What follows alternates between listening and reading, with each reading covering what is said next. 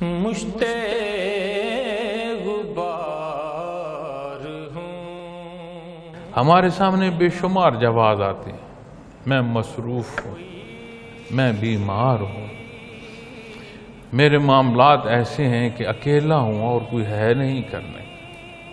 تو صاحب حلیت الاولیاء نے حضرت مجاہد بن جبر رحمۃ اللہ تعالیٰ علیہ کے حوالے سے ایک واقعہ قیامت کا بیان فرمایا ہے۔ وہ لکھتی ہیں کہ قیامت کے دن 3 طرح کے لوگ حساب کتاب کے لیے لائیں گے۔ ایک جو امیر ہو، جس کے پاس بہت مال و دولت ہو، حساب کتاب کے لیے لایا جائے گا۔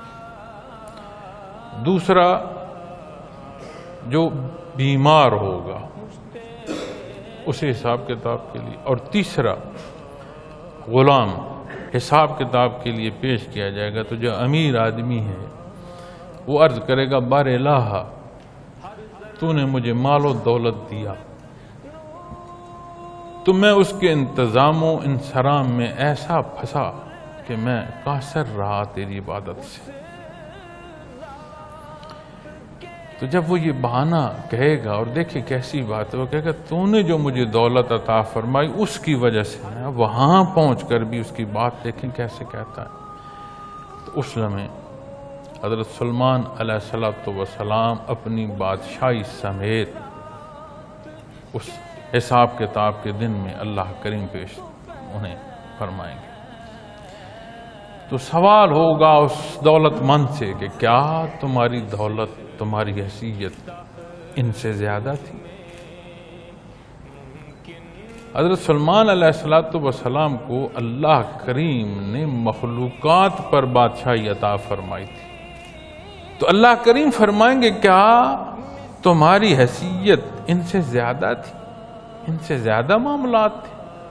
تو عرض کرے گا وہ دولت مند نہیں میرے مالک، ایسا ان کی زیادہ۔ تو فرمایا جائے گا اس سارے کے باوجود یہ محو عبادت رہے، اپنی عبادت کا حق انہوں نے ادا کیا۔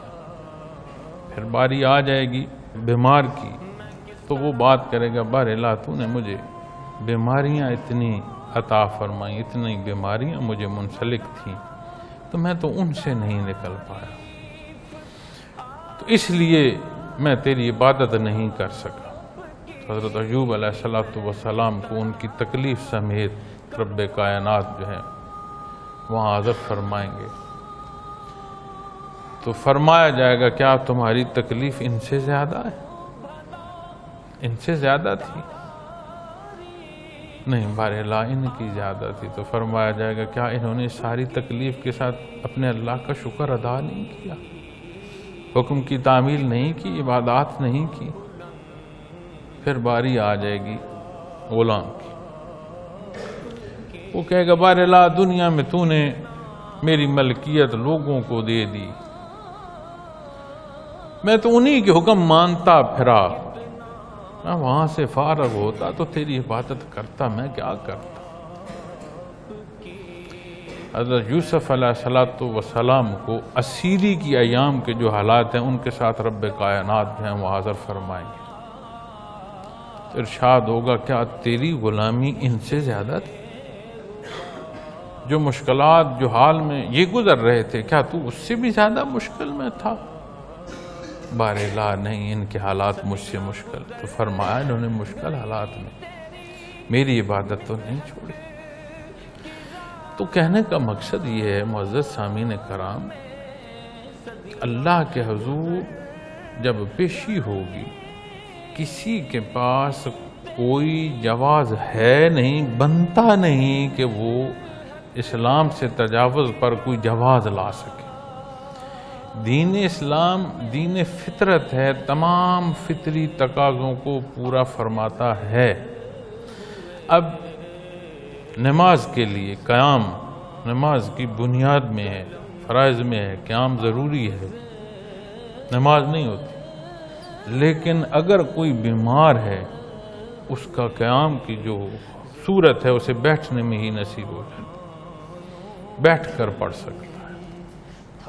رکوع، سجود، تشہد کیا احکامات ہیں؟ لیکن اگر بیٹھ نہیں سکتا تو لیٹ کر اشارے سے پڑھ لے۔ تو جہاں جہاں جو جو صورت انسانی حیات کی ہے، کیا اللہ کریم نہیں جانتے تھے؟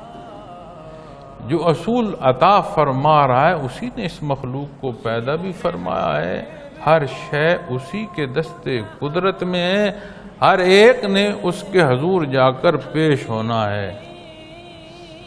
کوئی چھوٹ نہیں ملے گی کہ میری آسائش نے مجھے عبادت سے روکا، میری بیماری نے مجھے عبادت سے روکا، میری غلامی اب لوگوں کی غلامی ہے، دولت کی غلامی ہے، عزت کے ناموس کے نام پر غلامیاں ہیں، حیثیتوں کی غلامیاں ہیں، کون کون سی غلامیاں ہیں، لیکن کوئی جواز روز محشر نجات کا سبب نہیں ہو سکتا سوائے اس رب کائنات کا کرم اور احسان نہ ہو جائے۔